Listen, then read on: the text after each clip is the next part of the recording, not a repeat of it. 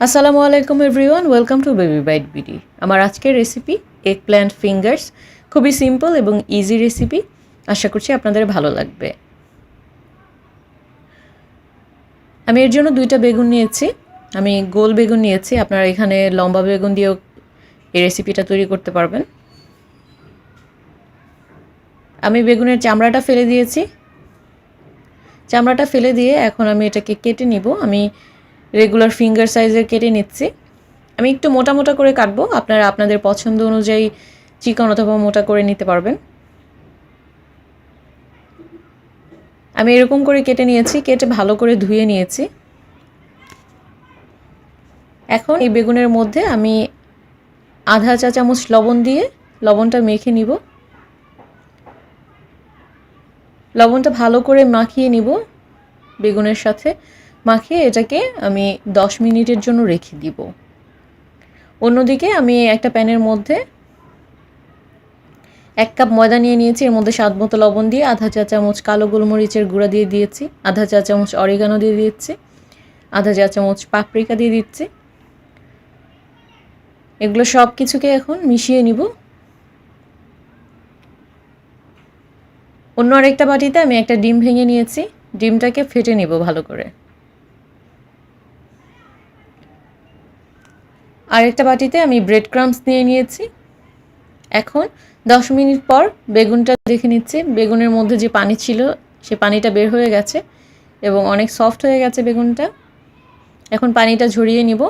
ঝরিয়ে বেগুন আমি প্রথমে ময়দার মিশ্রণের মধ্যে মেখে নিব, এভাবে কোট করে নিব। ভালো করে চারপাশে ময়দাটা লাগিয়ে নিব। ময়দা থেকে উঠিয়ে তারপর ডিমের মধ্যে এভাবে কোট করে নিব, ডিম দিয়ে ভালো করে গড়িয়ে নিব।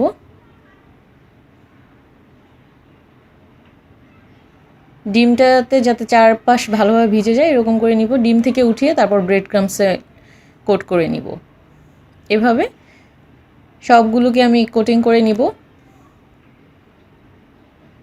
ব্রেড ক্রাম্বস দিয়ে চারপাশটা ভালো করে কোট করে নিতে হবে। এভাবে আমি সবগুলো কোট করে নিয়েছি। সবগুলোকে এভাবে কোটিং করে আপনারা ডিপ ফ্রিজে রেখে দিতে পারবেন 3 মাস পর্যন্ত। যে কোনো সময় বের করে তারপর ভেজে খেতে পারবেন। এখন আমি ভেজে নিচ্ছি। ভেজে নেওয়ার জন্য তেল গরম করে নিয়েছি একটা প্যানের মধ্যে। এরপর এর মধ্যে আমি এভাবে দিয়ে দিচ্ছি। দিয়ে যখন একটা পাশ বাদামি হয়ে যাবে তখন এটাকে হালকা উল্টে দিব। এটা ডুবু তেলে ভাজলেই ভালো। এভাবে উল্টে দিতে হবে। উল্টে পাল্টে যখন একদম বাদামি হয়ে যাবে সব পাশ তখন এটাকে নামিয়ে নিতে হবে। এভাবে নামিয়ে তেলটা ঝরিয়ে নিতে হবে।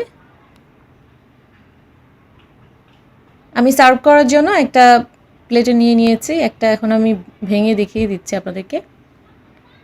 এরকম হয়েছে, সফট হয়েছে, বাইরে খুব বেশি ক্রিস্পি হয়নি।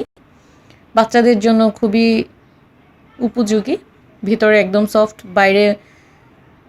বাইরেও সফট, ভেতরেও অনেক বেশি সফট।